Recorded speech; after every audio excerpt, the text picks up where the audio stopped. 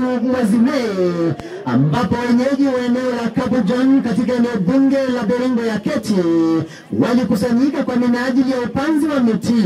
Asasi za kitaifa zilizofika hapa, akiwemo aliyekuwa mbunge wa Eldamaravine Moses Lesonet, wakipigia debe swala hili, wakisema ni harakati za kupambana na tabia nchi na kushirikisha na kueneza misitu nchini.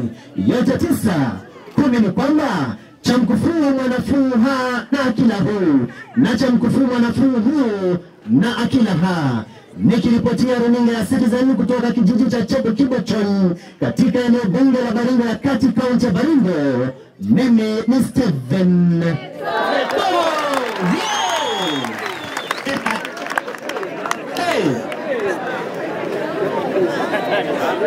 Unajua taarifa hairudi wangu mara mbili.